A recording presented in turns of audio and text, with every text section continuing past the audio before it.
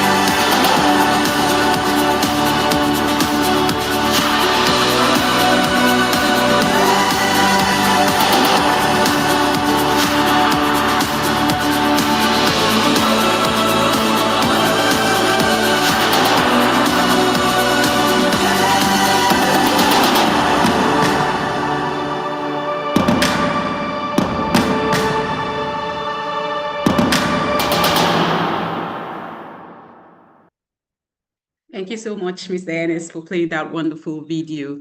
I would like to quickly read a quick profile of Mr. Nick. Mr. Nick, please, can I confirm if you can show your video at this time, if that's fine? Yes, so, yeah. Mr. Nick Mills' profile, I'd like to quickly read that. Mr. Nick Mills is Assistant Ed at Caterham School, one of the top co-educational day and boarding schools in the UK. With a background as a history teacher and sports coach, he has spent the past 16 years working in boarding at Caterham, first as a housemaster and more recently as head of boarding. He believes strongly in the opportunities the UK boarding schools present to their pupils, and he is passionate about pupil well-being and helping boarding pupils to achieve excellence in all areas of school life. Without further ado, I would like to yield the mic to Mr. Milk, and I would really like our parents to just put their hands together. Let's just, welcome him. Over to you, Mr. Nick. Thank you, Tola. My audio seems to be working, but my video is not. I wonder whether you can activate it from there. Okay, there we go. Wonderful. Thank you. Well, hello, everybody. It's a real pleasure to be here. I'm sitting here at Caterham School I'm looking out the window. We're nestled in the Surrey Hills. You saw on the video just how green and beautiful our campus is. So it's a lovely place to be. Although autumn is on its way, it's still sunny and warm here. So it's very, very nice to be here. Now, what I'm going to do is I'm going to share my screen. I've got some slides, which I guess summarise all the things that I think are wonderful about Caterham. I'll share those slides. Hopefully, the technical side of things will work well. There's one or two additional videos that I'm going to share with you, one about boarding life and one about our focus on innovation. So bear with me while I as a history teacher, the technical side of things is not my forte. Okay, great. Hopefully you can see these slides now. As I said, there's our campus. We're 20 miles from the centre of London, but it's enormously green. We're kind of nestled in the hills in a lovely valley. A wonderful natural environment with lots of space for the children. Now, in terms of what we are, and I know that Tola in her introduction stressed, that we are. I think the title is "Life in a Selective School," and we are a selective school. We're a very academic school. We're very successful, but actually, as the slide says here, we're about much more than that. But while we are about much more than just academics, clearly academics are important. So I thought I would start there. You can see on this slide our A-level performance. We are a school full of ambitious and hard-working pupils, actually, who aspire to achieve high grades and access top universities. And that's something that we do very successfully. You can see the A-level performance there from this year, and the GCSE performance perhaps even stronger. So we are this year with the second we had the second best GCSE results of any co-ed school in the UK. So really outstanding results. Yeah, but we're about more than that. We're about outcomes as well. And one of the most proud, I guess, moments of my year every year is A-level results day, when lots of pupils are here at school. I'm on the phone to lots of our international boarders, discussing with them their results, congratulating them, and the I guess it's the best thing as a teacher, is knowing that it's the moment where you feel like you've done a really, really good job as a school, when your pupils are able to go on and access the courses they want. They go on to top universities across the UK. You can see the numbers there, the numbers of Caterham students who go on to Oxford, to Cambridge, to medical school, to top universities in London, Imperial College and LSE. But what's important is they get to go where they want to go. And that, I guess, is one of the most important things we do. But it's not just in the UK. We have lots of international students, and lots of our international students and lots of our British students increasingly look abroad as well. We have lots going to America each year. You can see 40 offers and scholarship offers from top US colleges, but also elsewhere in the world. Whether it's in Asia, in Canada, in New Zealand and Australia. So lots of options. It's important also to say that while I guess 95% of our pupils go on to university, some choose to go and take up degree apprenticeships. This is increasingly popular in the UK. Pupils who, rather than going to university, choose to go straight into industry on these graduate apprenticeships, where over the course of perhaps 3 years they'll receive, as well as working, they'll receive a broad education in top companies. You can see on that list insurance companies, engineering companies, consultancies and accountancies, BP, so oil companies as well. So real opportunities for pupils who just want to get on with things. Actually, they perhaps feel they're going to bypass university, go straight into industry. That's also something we support and encourage if it's right for the individual child. My main job here, while I am a history teacher and a sports coach, my main job here is I have responsibility for the pastoral life of the school, and in particular for the boarding community. Our boarding community is thriving. We have about 170 boarders here at Caterham. That's out of 1,000 students. So, in the upper years of the school, the boarders make up between 20 and 25% of the population of the school. They come from all over the world. Some are UK-based boarders, perhaps about 20%. So about 80% are international. And they, as I say, they come from all over the world. We have boarders from the Far East, so from Hong Kong, from Korea, from Malaysia, from Singapore. We have boarders from the Middle East. We have boarders from Saudi Arabia and Dubai. We've always had Nigerian boarders. We have boarders from European boarders, Russians and Bulgarians, Romanians, Lithuanians, and increasingly boarders from the United States as well.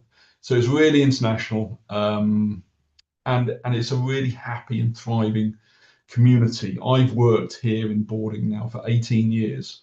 And I love it, and I love the relationships that we build. I love the support we give to these pupils day in and day out, week in and week out. I love seeing them succeed. I'm going to show you now a video. I'm afraid it'll be more of my voice, but also with one or two of my other colleagues, which I guess just gives a nice summary of what boarding looks like here at Caterham. It's welcoming, it's happy, and it's purposeful. This is their home from home. We can help them to kind of tailor their path. You see that in the relationships between the staff and the pupils, relationships of trust and openness and support. It's such a community feel. It makes a real difference that we know them all individually. We've got a lot of time to be able to give to them. Everybody here is so welcoming. I remember my first day here. Teachers are really nice, matrons are really nice. We're all willing to help. We're fortunate to be that our houses are really well staffed. So from breakfast each morning until bedtime each evening, there's always a tutor on duty. There's always a matron on duty as well, providing academic support, organising activities, as well as pastoral care for the boys and girls. From juniors, the biggest room size we've got is 4s, and by the time they get to 6th form, they get their own ensuite room. All of them have exactly the same things, Italian furniture, and they've got lots of storage space, the desk for every single girl to work at.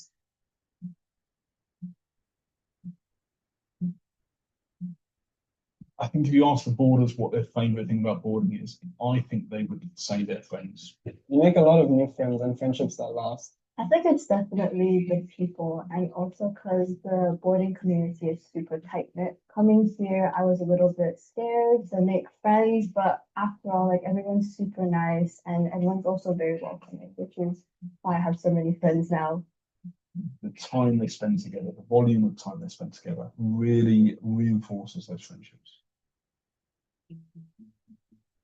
The boarders get involved in so many of the extracurricular opportunities. We also run an amazing weekend programme, which they can get involved with activities for as well. Some weekends they'll offer like different trips, like maybe a shopping trip. I think my favorite one was Thorpe Park. It was really fun and also exhilarating to be on the rides. My favorite thing about boarding in Caterham has to be the access to the facilities that the boarders get. So we get like a free access to the gym, which is a really great gym. I find myself using it almost every day.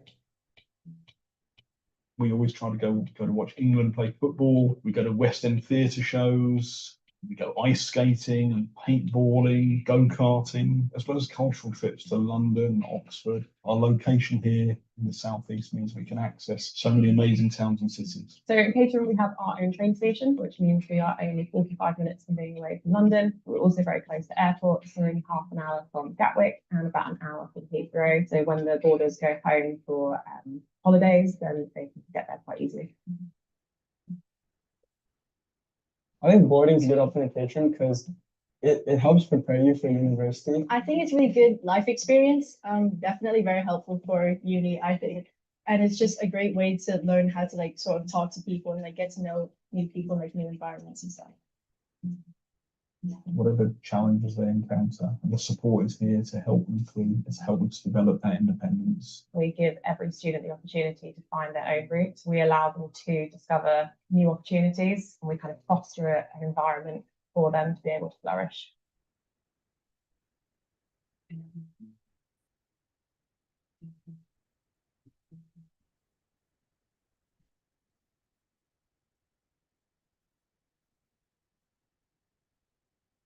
So that was boarding, and I'm sure in the Q&A session, when at the end of this presentation, I'm sure you'll have some questions about boarding. I guess one of the things Caterham School is renowned for is its well-being program. I think it used to be in UK schools, there used to be a belief that schools could either be outstanding academically or they could provide excellent pastoral care, but somehow you couldn't do both. This was the belief. And I think Caterham was one of the schools that really challenged that belief. Fundamental to everything we do is our well-being program. We believe really strongly that if our pupils are well looked after, if they're happy, if they're confident, then this then is the environment in which they will succeed. That without that level of pastoral care and that focus on well-being, pupils are more likely to find their teenage years difficult. So while we have very high expectations, central to everything we do is well-being. And our well-being program runs all the way through the school from age 11 all the way up to 18. We've been recognised for our well-being program. We're recipients of the Wellbeing Award for Schools from the National Children's Bureau. We're one of the only schools in our part of South East England that has met the pretty rigorous demands of this award. And I think this shows that it's something we take very seriously. We have experienced staff, experienced pastoral leaders, right the way down from the deputy head, all the way down through boarding house masters and house mistresses, heads of year, form tutors, our boarding tutors, our boarding matrons. They have a domestic role. They help with things like laundry, but they have a core role, a key role in terms of looking after the well-being of our boarders. The slide on the screen, it kind of shows the different things we focus on as children pass through the school. You can see that the different lines, if you like, on this map show the syllabus for different year groups, different ages. So, for example, the green line is what we focus on in their sixth form wellbeing program.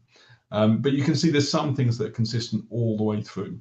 A focus on ethics and morality, focus on respect, focusing on things like handling failure, handling transition, friendship problems,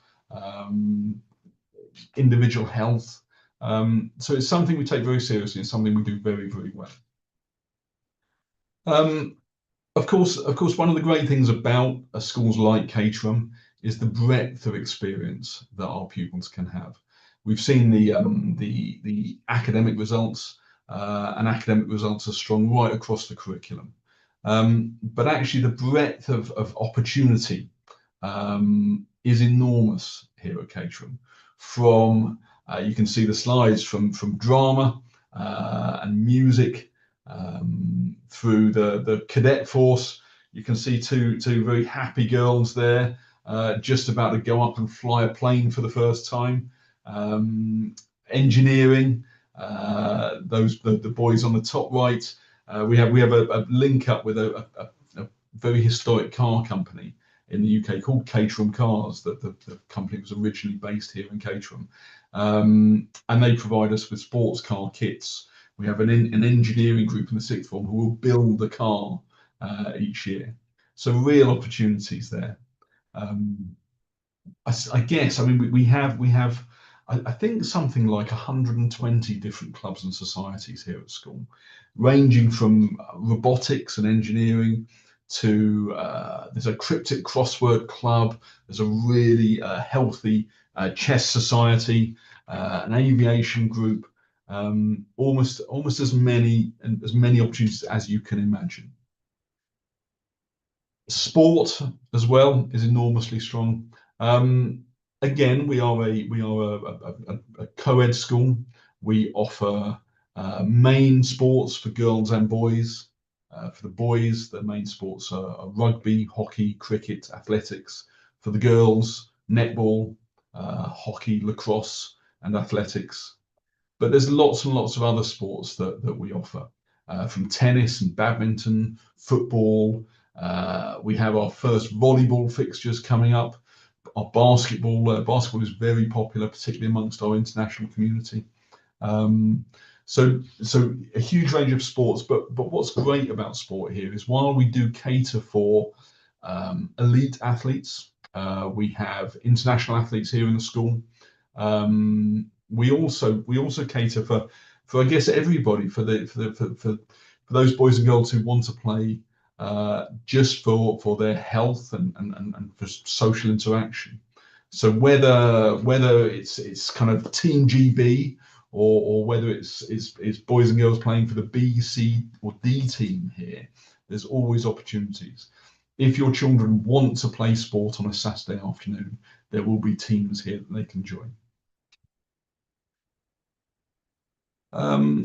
A big focus on learning to learn as well. We understand that sometimes academic success is not only about effort. It's not only about how hard you work or how many hours you put in. We really believe that we need to help our pupils to learn to be effective and efficient in the work that they do. So a big focus on learning to learn. This is part of our EDGE program that I'll talk about in a moment. Making sure that they know the most effective ways to study. Understanding how their brain works, how memory and recall and understanding work, figuring out which strategies work for them. This is all something we've been doing for 20 years now. We have a director of learning and teaching who does an enormous amount of work, both here at Caterham, but also consultancy elsewhere, because it's something we've done so well for so long. He goes out and works, he visits other schools, he teaches the teachers in other schools how to create a learning environment that is fun and creative, but also really, really effective. We've won national awards in the last 2 or 3 years, 3 or 4 years, for innovation. Both from the TES, which are perhaps the most prestigious educational awards in the UK, but also you can see that we've been named as one of the top 50 schools for educational technology. The Week magazine awarded us the title of the best for innovation. We actually have our own EdTech company.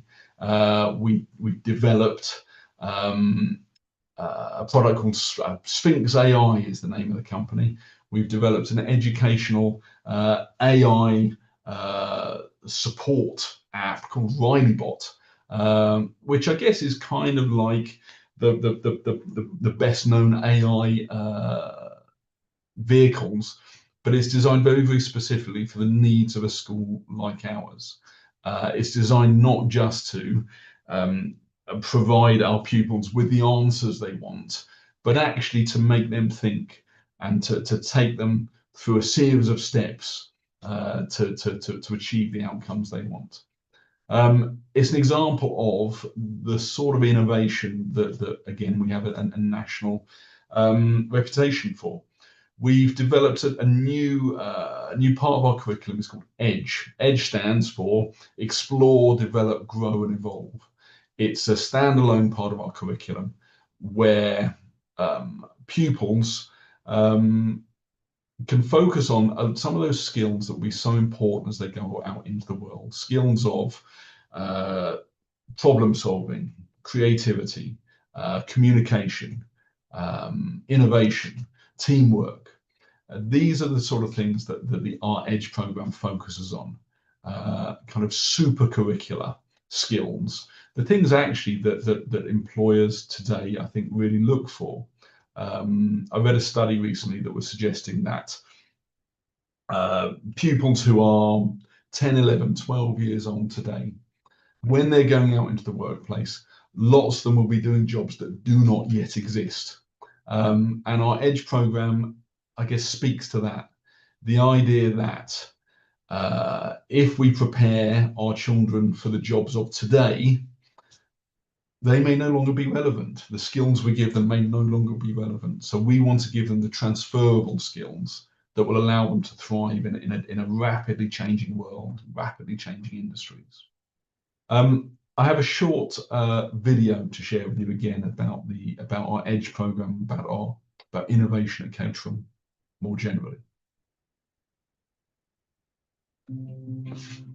EDGE is a bespoke curriculum that has been designed by us at Caterham to give an opportunity for pupils to develop the skills and dispositions that we think are really important for them to acquire throughout their school journey, but to take them through for life. EDGE stands for Explore, Develop, Grow and Evolve, and it takes you through the learning journey that you'll go through as a pupil in our EDGE curriculum. We really want to look at all the things that are critical for somebody's journey right the way through from the start of their education journey to the very top, and look at how we can enrich and build all of those things out naturally throughout a child's learning journey. So Caterham has always been, I think, at the cutting edge of innovation when it comes to education. We want pupils to really feel as though they are empowered to go out there into the real world and make a difference. And along that journey, we're going to give them all of the skills, tools that they need to be able to do this. We encourage them to communicate, to collaborate, to develop and share ideas, to make essentially the school into an incubator for ideas and innovation right the way through, because those are the skills that will carry them through their senior school, through university, and through the rest of their lives. EDGE as a subject is still rooted in academic excellence, but it allows us the flexibility to develop other skills alongside that. So at the forefront would be curiosity, critical thinking, problem solving, and crucially, perhaps some of those skills that we know are really important, but they don't get the chance to explore in their traditional subjects. EDGE is absolutely essential because there are some things that need to be taught explicitly, but although they appear in lots of other subjects, they wouldn't necessarily be embedded in the same way as they are when we say, do you know what, project-based learning is super important. Understanding how your memory works is super important. So we validated that by saying, well, do you know what, we're going to have lessons on that. We're going to have specific expert-led lessons on those things. We have skills, we have access, and we have agency. It's our responsibility to equip the children with the skills so that they can take on any challenge, to give them the ability to work in media, in 3D, communications platforms, using AI, using any other tool that they have available to them. We need to give them the access so that they have the devices they can use, spaces they can use, the teachers who can support them. And then critically, we need to give them the agency. We need them to know and be encouraged to come up with their own original ideas, to pitch their ideas to the teachers, to each other, and for us to be able to give them that space and that opportunity to say, yeah, try that. That sounds fantastic. To work with them to build their independence, but also responsibility, teamwork, and all those other skills that they will need for the workplaces of the future, but also to be citizens of the 21st century. With the sixth form, we're trying to bridge that gap between education and then the employment market. We're giving them opportunities to think a little bit about the sorts of problems they might encounter when they're in a business or a company. So we get companies to come in and give pupils actual problems to solve. It's so exciting to be helping children to develop as future citizens, as critical thinkers, as innovators, as creatives. These are the skills that will sustain them throughout their lives, and that responsibility we have, not just to teach them the skills they need for now and the attitudes they need for now, but those that will guide them and set them up for a happy, successful and creative life. They are very different kinds of lessons to what you get in any school, really. And essentially, we are preparing kids for jobs that don't exist yet. We're preparing kids for jobs that they will change regularly. They're going to have so many different career changes. Underpinning all of this, well, here are some critical thinking tools, here are some project management tools. Underpinning it all is creating a generation of young people who are going to have the adaptability and the resilience to be able to switch how they work, where they work, who they work with, what they're working on, and just to embrace that challenge, to feel that that is a healthy challenge to have, that being in the pit and struggling a bit is actually part and parcel of having a fulfilling life. In a fast-paced, ever-changing world, Ed steps in to give people the skills that they need, not only to thrive, but to flourish.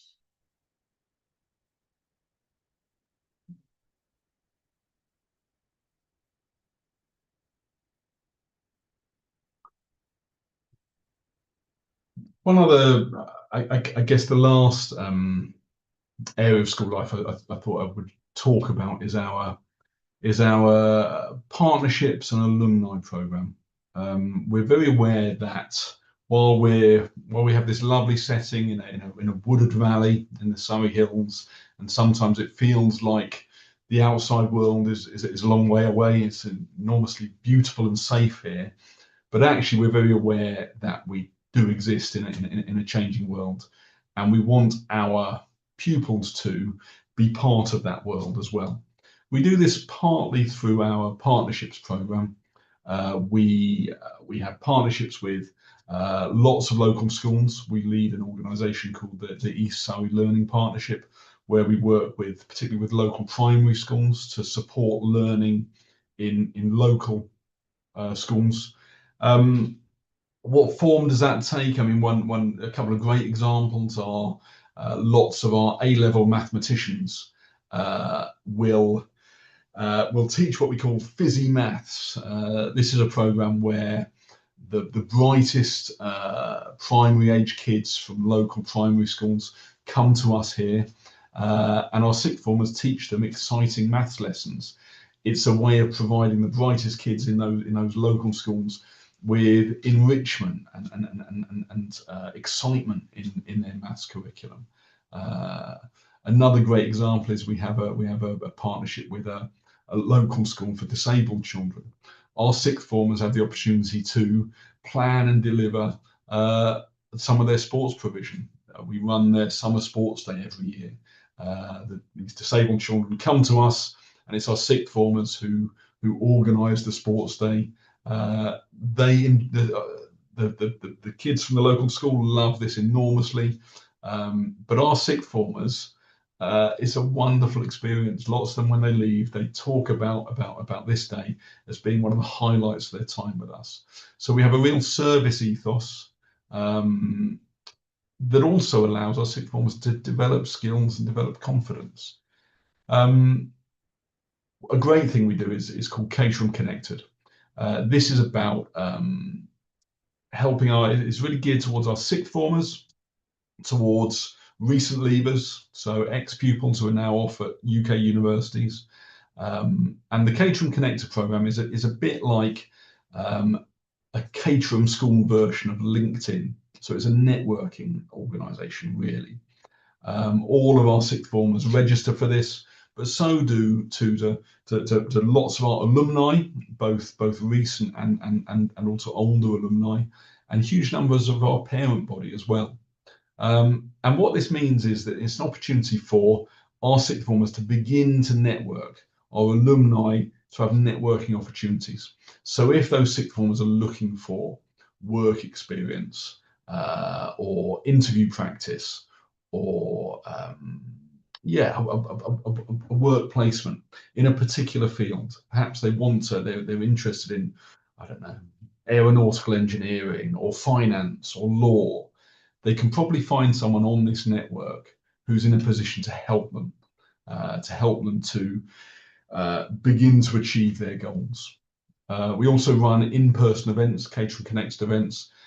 We run 4 or 5 each year, usually up in London, with a focus on a particular industry. So again, it might be finance, it might be law, it might be accounting, it might be medicine, and we bring together speakers from our parent body or from our alumni, who will present to our alumni and current sixth formers. And then there's you can see from the pictures, there's networking opportunities afterwards. This is a real benefit for our sixth formers, to help to give them a leg up in the world. Okay, I think I've covered, Tola, if that's okay. I think I've covered all the areas of school life I was keen to discuss. So perhaps I'll at this stage I will stop screen sharing. There we go. And pass back to you. I think I'll be taking that on from here. Thank you so much, Mr. Mill. First of all, I'd like to say congratulations on your promotion as the assistant head. Because when I came around, when I came visiting, you were the head of boarding then, and I saw that you're now the assistant head of the school. So Yeah, they decided I needed some more work to do. So amazing. Congratulations on that. Um, Before visiting Caterham School, I had known of Caterham, but when I visited and I had a chat with the students and the staff, I said to myself, I truly think that your school is a hidden gem to our market. Um, I think that a lot of other schools that families within the West African region know of, that perhaps not as close to Caterham in terms of what Caterham actually provides. And I was really excited for us to develop this relationship with yourselves and introduce more of our families to Caterham School.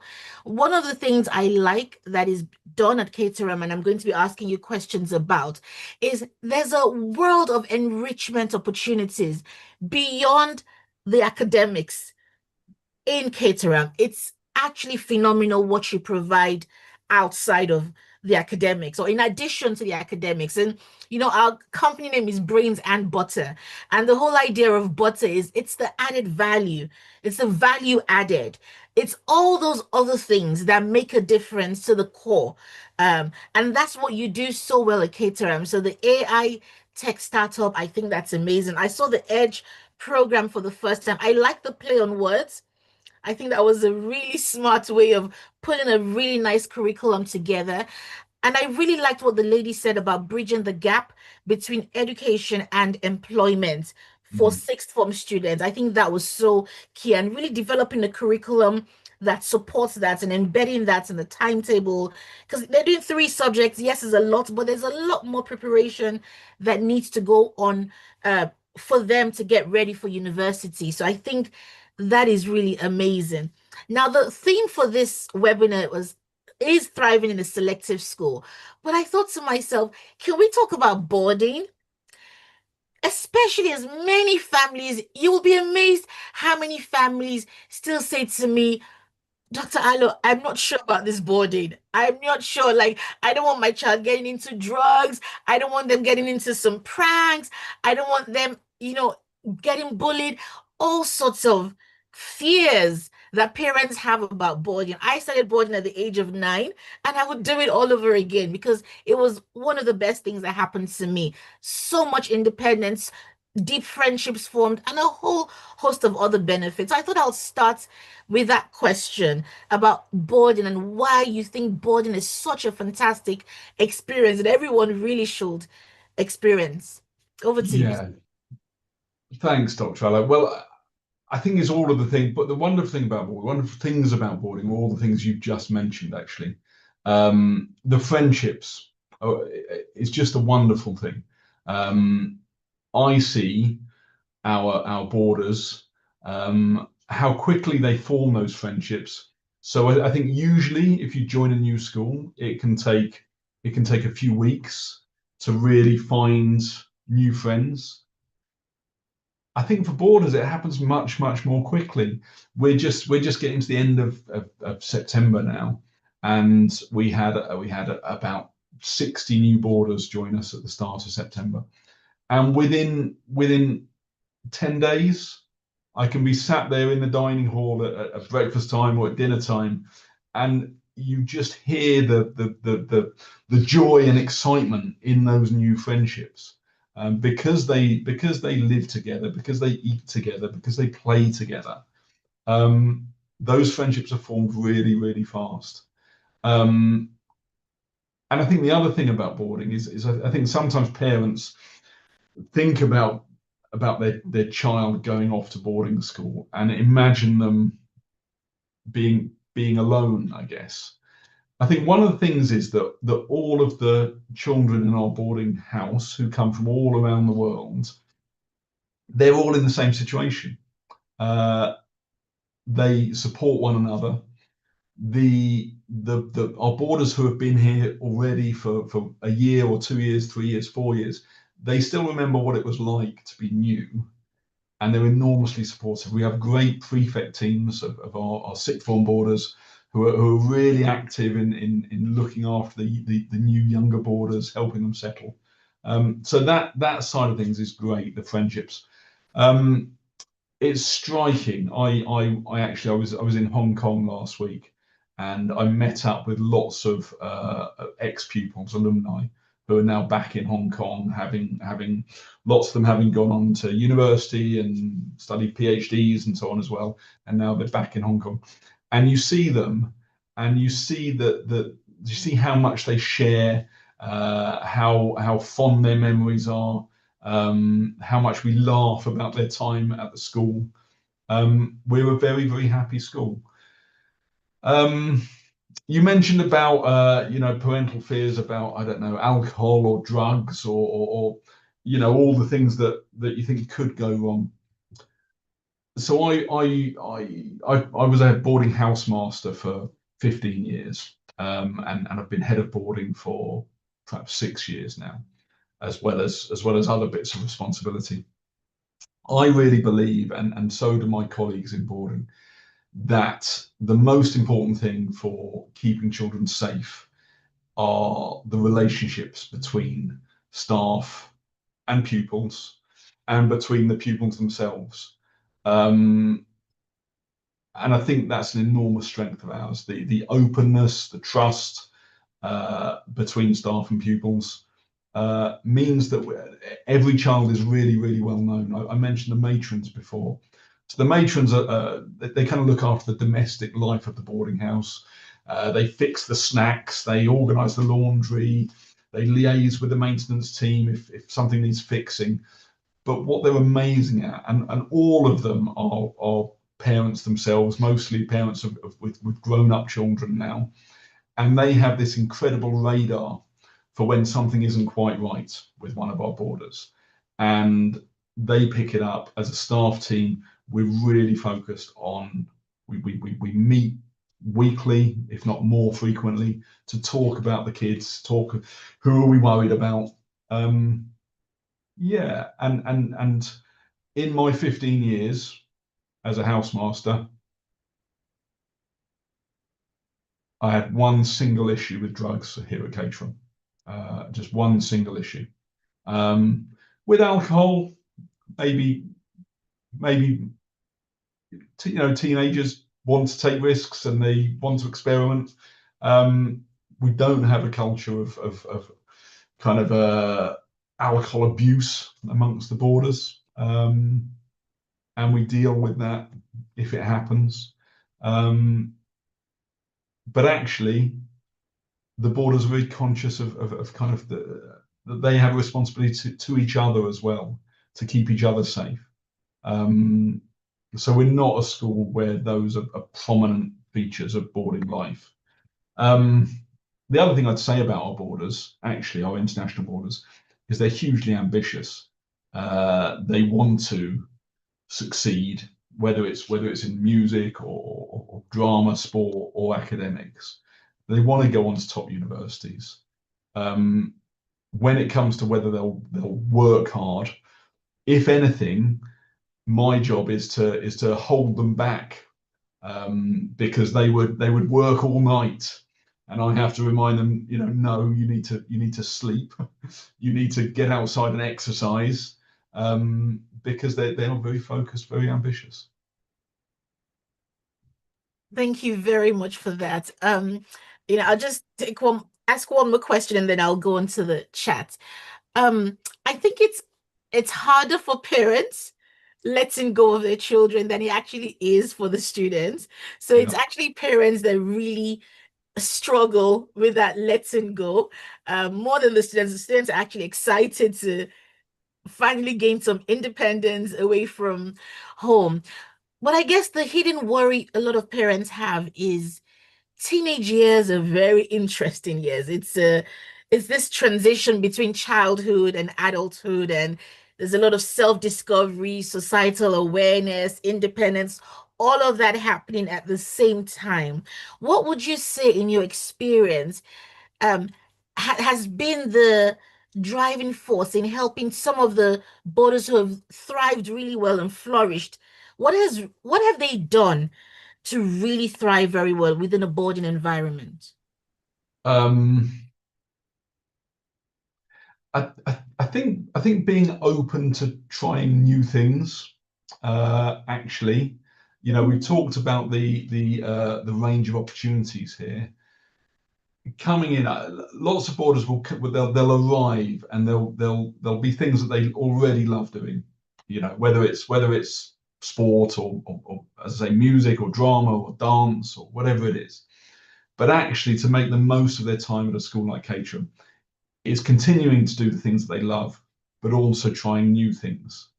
Because actually, it's by trying new things, not only will they have new experiences and develop new skills and develop confidence, they'll also make new friends, actually. So I don't know. I don't know. Go and try the cryptic crossword club one lunchtime and see who you meet. You'll learn some new skills, but you might enjoy it.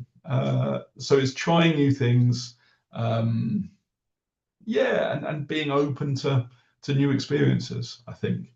What else? The ones who really thrive as well are the ones who we help them, I suppose, to deal with the routines and the busyness of life.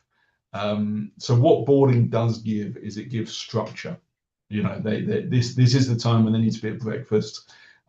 This is the time when everyone sits down and does their homework. This is the time when they hand in their phones, perhaps before bed. This is the time when their lights need to be out. That structure is actually really, really good for teenagers, I think. True. And as the parent of I have my daughter is 14, my son is 17. I know very well the challenges of parenting teenagers. And yeah, I sometimes wish that I'd been able to send my children to boarding school. They have lots of the benefits of boarding school, but actually, trying to implement those routines and that discipline is something that boarding school does very, very well. So true. So true. Thank you very much for that. So I'll read the question in the chat room. Please, how does Caterham School support students in managing high academic expectations? So I guess there are lots of my colleagues who are involved in this. So each pupil has a form tutor who has, I guess, oversight of their overall progress. And we'll also monitor what their co-curricular commitments are. Sometimes we'll suggest to kids you're doing too much. You've joined too many clubs, and maybe you need to cut things back a little bit. Sometimes we encourage them to do more. As far as academic expectations go, I guess it's something we're constantly assessing the needs and the academic performance of all of our pupils. Sometimes, and we monitor they get grades every half term, and we monitor those. We look for pupils who are struggling, or pupils who are, I guess, overburdened, and we can be flexible around that. If pupils need more support, we can provide more support. If, as I alluded to just now, we need to kind of protect them from themselves and, ensure they are sleeping and they are exercising, and then we can do that. I suppose it's a question of where do those high academic expectations come from? Sometimes they come from parents, and that's to be encouraged as long as they're realistic expectations. Yeah. Sometimes, actually more often with our boarders, the academic pressure is something that the pupils will put onto themselves. They will want to work hard and succeed, for themselves, but also for their family and also for their teachers. Yeah. And sometimes we just have to, I guess, help pupils to recognize that, sometimes they just need to work with steadiness, I guess. And, it's the old story of the hare and the tortoise. Sometimes we have to play the long game with their academic progress. But what we always do is encourage them to be aspirational and to aim for excellence. And I think that's one of the amazing things as well about Caterham School, in the sense that it's a safe environment even for very highly academic children, because there are some schools that are very academic hothouses, and sometimes even for the most intelligent children, that can be a bit too much, right? Yeah. So I think it's nice that there's that, should I say, softer approach to even very highly academic. I think it comes back to the what I was saying about well-being. Yes. We think that if children feel secure and happy and supported, that's the environment in which we think they'll thrive. Sometimes, the support we offer is more interventionist, I suppose. So when I ran the boarding house, I had 70 boys in my boarding house, 65, 70 boys. Of those, I probably had 6 to 8 at any one time who would do their homework each night in a classroom with me or with one of the tutors, where there was the need for that additional support, and they needed that structure. But 60 of the kids in the boarding house, I knew their grades were good, I knew their focus was good, and I knew I could trust them to do what they needed to do. So I guess that's it. Our approach in terms of their academics, we're quite hands-off in boarding. We monitor, we observe, we look at their grades, but we don't stand over them unless we feel that's what they need. And I guess the personal tutor and even parents can always tell if there's been a drop in grades. Yeah. Because you want to make sure that they're maintaining and doing better as well academically. So that can be a telltale sign as well. Yeah. So lots of dialogue with parents, both about academic performance, but also about how they're doing socially and yes. In all other respects of school life. The housemaster or housemistress is the first point of call, and in your time at the school as parents, you would get to know the housemaster or housemistress really, really well, and they get to know your children so well. And so it's very much a team effort.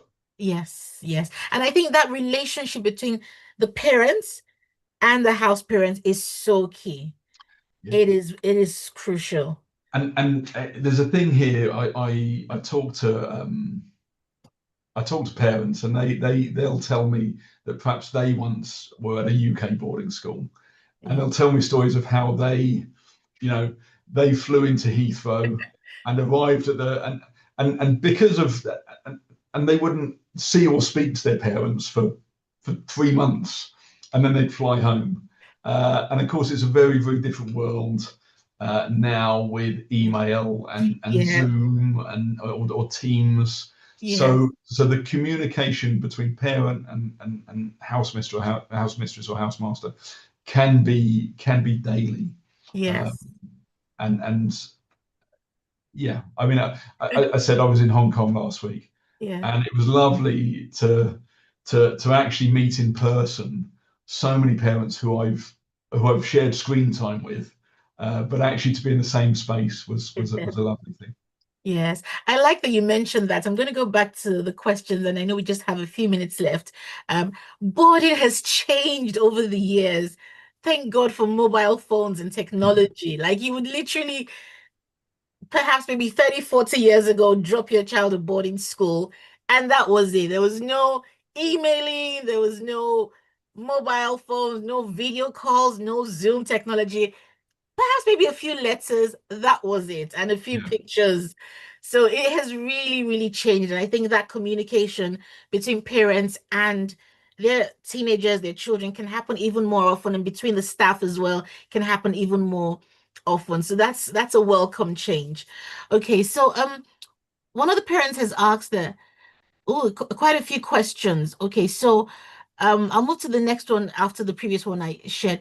What unique teaching approaches or programs set them apart from other selective schools? And I think I can answer this. Edge is one such thing, but if you want to speak to that as well, please go ahead. So actually, yeah, I mean, obviously the video about Edge was, I guess, gave you a sense of what the program's about. I mean, the subsequent question about how do we measure impact is a really, really good question. And I guess Edge is a relatively new endeavor. But it's growing, actually. One of the things we're going to do, I think, from next September, is we're going to offer Edge as a subject alongside the GCSE program. So when pupils make their GCSE options, they're going to be able to choose Edge as an option. Now, it wouldn't be a GCSE, but we are talking to a couple of very well respected organizations about the external accreditation for our Edge program. And what that program is going to be at GCSE is probably, it may well replace our GCSE business studies. Wow. And what if pupils choose that, essentially what they'll be doing is a course in social enterprise. They would devise a product, think about how that product can have a positive social impact, but also be successful from a business perspective. And they would plan it, they would develop it, they would market it, and they would try to launch their own social enterprise. Now, in terms of how do we measure impact, I guess that's difficult. But what this program does do is it equips our pupils to go out into the world, to go to university interviews, to go to job interviews, and have real examples of things that they've worked on, that they've achieved. That I think pupils at other schools, some pupils might do these things independently, but actually we're providing that framework in which pupils can develop those meaningful skills in a way that they can present and they can speak about at job interviews. It will give them more breadth, more real world skills. It will be interesting in, I don't know, in 5 years' time, perhaps in 10 years' time, to be able to try to measure impact. Yeah. I think you should make Edge a summer school program as well. I'm sure there are many students who would love to engage with the curriculum. It's interesting. We are talking about that. That is something we're talking about a Caterham summer school program.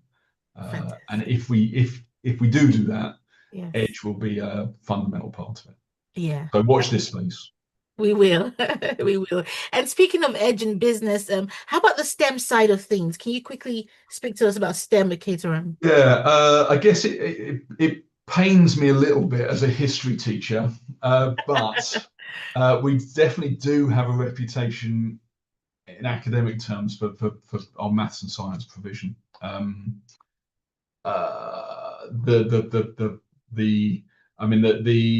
You can see it in the success of our pupils in maths Olympiads and physics Olympiads. You can see it in the number of pupils who make successful applications to medical school. We have a 100% record for our medical applicants for the last 3 years. Every single one of them has won a place at medical school.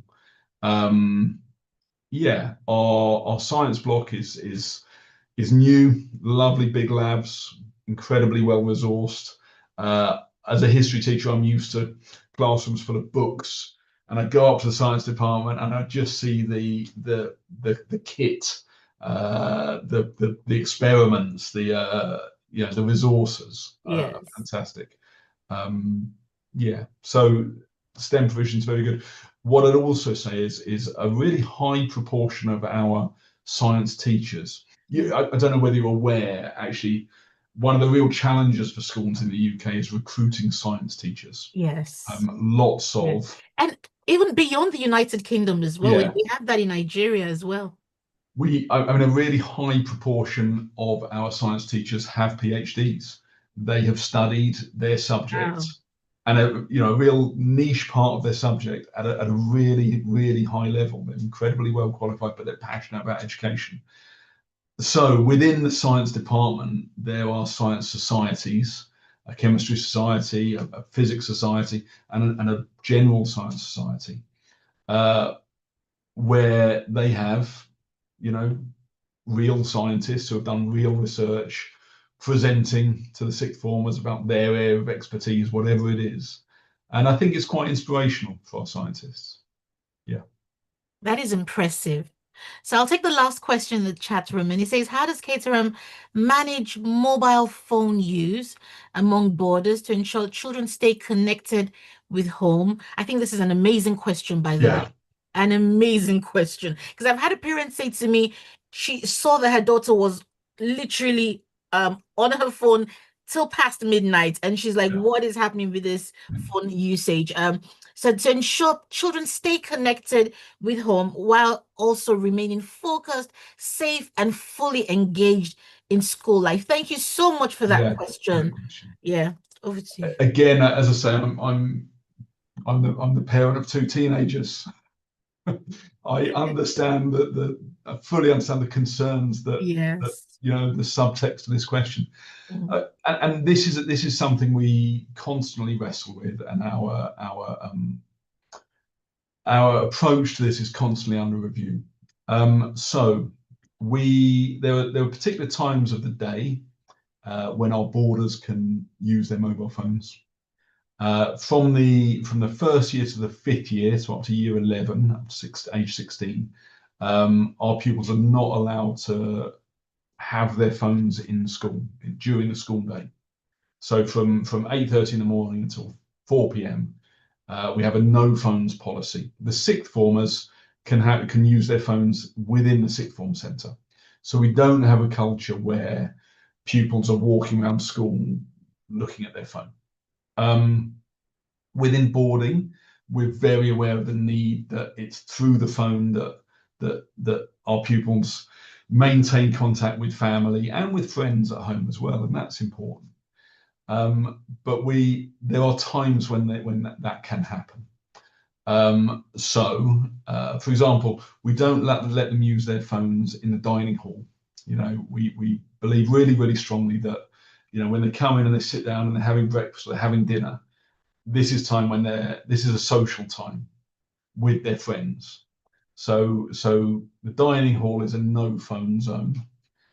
During prep time, the time when they're all doing their homework in the evenings, that's the time when they can't use their phones because they're doing their homework. After prep and immediately after school, they can use their phones. From first year up to fifth year, so again up to age 16, they all hand in their phones about half an hour before bed. And not only their phones, also their iPads, tablets, also their laptops. We have these cupboards full of kind of little lockers where not only can they put their phones and their iPads, but they can also charge them overnight. They're all taken in and locked up. We occasionally have a battle where a kid has their second phone, their secret phone, this sort of thing. So it's kind of a constant battle because, of course, lots of these kids would love to be on their phones more. They're enormously addictive. And then again at the weekends, when they're engaged in weekend activities, they're not on their phones. And sometimes we'll say, I don't know, on a Sunday afternoon between 3 and 5, let's say, when we're organising an activity, actually for that time, No one's allowed on their phones. Also, I suppose the one other thing around safety is we have our school Wi-Fi has really quite tight filtering and monitoring.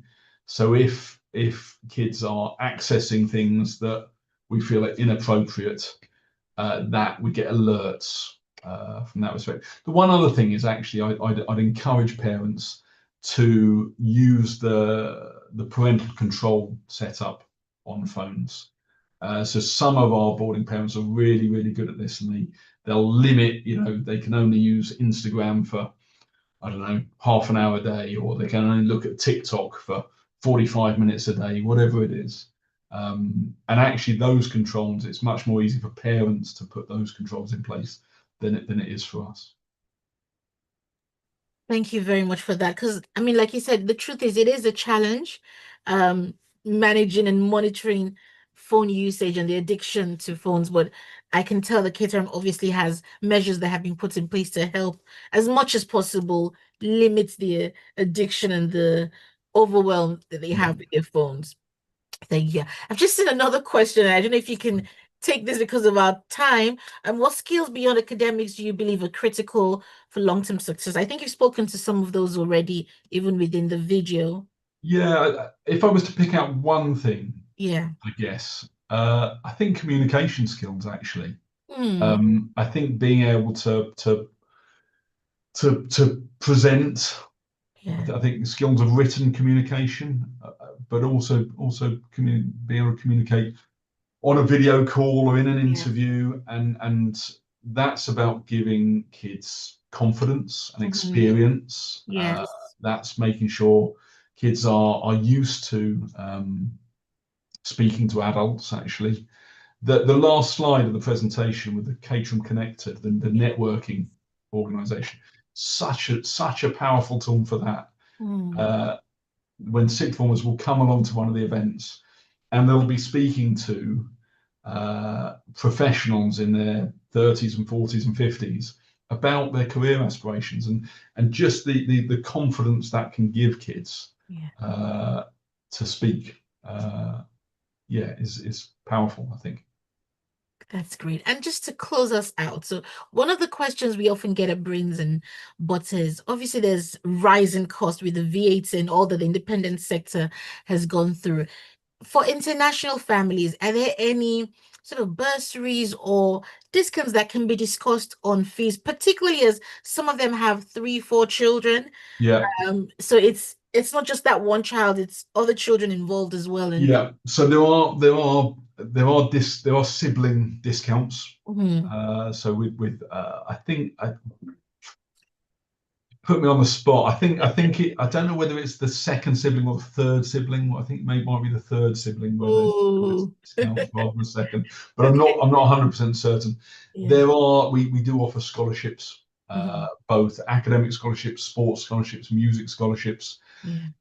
There are innovation scholarships actually, and engineering scholarships. So there's a really wide range of scholarships that candidates can apply for. And I suppose really it's just we're always open to having the conversations. Yes. If we have a child who applies and we feel that they would thrive here, and not only would they benefit, but we would benefit as well, that they'd add value, then we'd always want to have the conversation about affordability. Thank you so much, Mr. Mill. We've really enjoyed having you with us this morning. So I'm going to hand back over to Tola. Thank you very much, Mr. Mill. Thank you, Dr. Allo, for that Q&A time. And thank you, Mr. Mills, for your time. We really do appreciate you. Thank you so much for your time. We want to also appreciate our parents. Thank you for staying through this time. And I'm sure we've all learned, about Caterham. And if you want us to take this conversation further, I've just dropped a message. Just let me find a way to do that. Please just book a time with us. We will be happy to take you through, all that you need to know about Caterham, the admissions process and everything. And we will be delighted to hear from you. Thank you so much for your time. On that note, I would like to bring this session to a close. Thank you so much, Mr. Nick. I'm sure that you would enjoy the rest of the day. Thank you. Bye, everyone. Bye.